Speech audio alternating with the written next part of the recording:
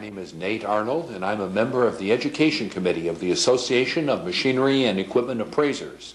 I welcome you to this video entitled Introduction to Appraising Machinery and Equipment.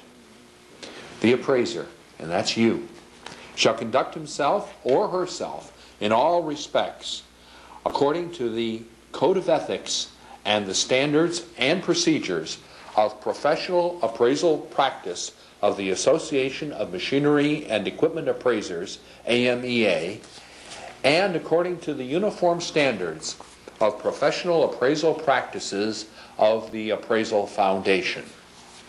First, let us look at the Code of Ethics. This Code of Ethics contains principles to govern each individual appraiser's conduct and practice. It is each member's duty to adhere to the letter and spirit of his or her practice according to this Code of Ethics.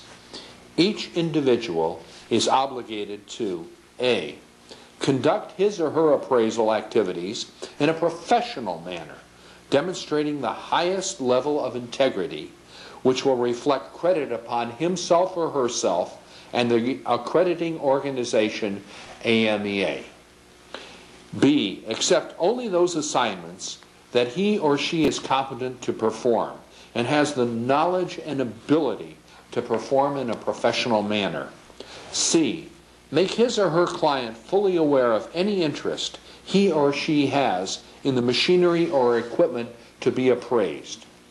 The appraiser must state clearly that it is his or her opinion of values and that these opinions are unbiased and objective. The opinions must not be prejudiced by past, present, or any future interest in the machinery and equipment being appraised. It is a violation of this Code of Ethics to formulate opinions of values that may be subjective or self-serving or that are based on any interests that may affect the validity of the appraisal. D. Base compensation paid for an appraisal on the nature and scope of the appraisal. That is to say, you must charge for your time, your experience, but not based on the value of the equipment being appraised. The appraiser shall not derive compensation for an appraisal contingent on values predetermined by the client. The payment of undisclosed fees, commissions, or things of value in connection with the procurement of the appraisal, a review, or consulting assignments is unethical. E.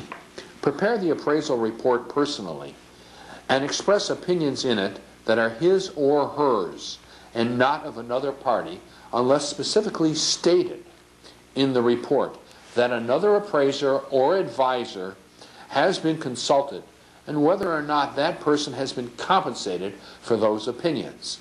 The amount of compensation paid to such person need not be stated, only that compensation or none has been committed. F. Hold your appraisal in strictest of confidence with your client, and you shall not furnish it to any party unless specifically authorized to do so by your client or a court of law. G. Adhere to these standards even when signing an appraisal report on the line over the words Review Appraiser. If more than one person signs a report, this certification must clearly specify which individuals did and which individuals did not make a personal inspection of the property being appraised. H. Advertising for or soliciting appraisal assignments in a manner which is false, misleading, or exaggerating is unethical. Now let's look at the standards and procedures of professional appraisal practices.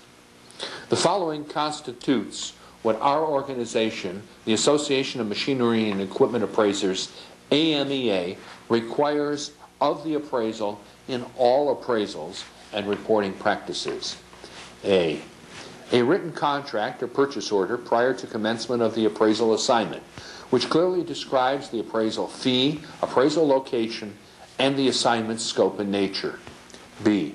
A clear understanding of the purpose of the appraisal assignment, subsequently defining that purpose in the intended use of the report.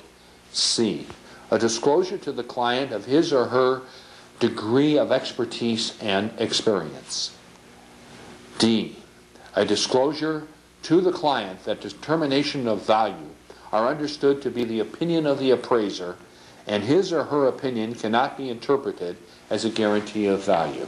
That's for your protection. E, a justification of his or her opinion of value. F, support for authoritative opinions of value such as knowledge, training, personal observation, and analysis. G, a clearly written report furnished to the client must contain the following. 1, confirmation of request, including the name of the individual requesting the appraisal report. 2, location of machinery and equipment being appraised, company name or division, and the address of such facility. 3, name of the individual who personally viewed the machinery and equipment unless otherwise stated. And that's you, the appraiser. The date that you viewed the equipment, the effective date of the appraisal, and the date the appraisal report was prepared. 4, a statement of any assumptions or limiting factors that may affect the appraisal. Disclose any apparent or known extraordinary conditions and indicate any impact on value. Again, this is for your protection. It is suggested that assumptions and limiting conditions be grouped together in an identified section of the report. We suggest a statement of conditions. Here's what we suggest in this statement of conditions. No investigation has been made into title of the property, and all items listed are assumed to be the property of the subject company. No allowance has been made for possible liens or encumbrances which may be against the property. Neither the appraiser nor any officer of the appraiser's company has any financial interest in the appraised property. The appraised property has been personally viewed unless otherwise stated. The appraisal has been made in accordance with the uniform standards of professional appraisal practice and reflects the best judgment of the appraiser. When appropriate, new and used equipment dealers have been consulted for comparable prices, and catalogs, trade publications, and comparative results of auction sales have been utilized. Since conclusions by the appraiser are based upon judgments, isolation of any single element as the sole basis of comparison to the whole appraisal may be inaccurate. The fees for this appraisal are not contingent upon the values being reported.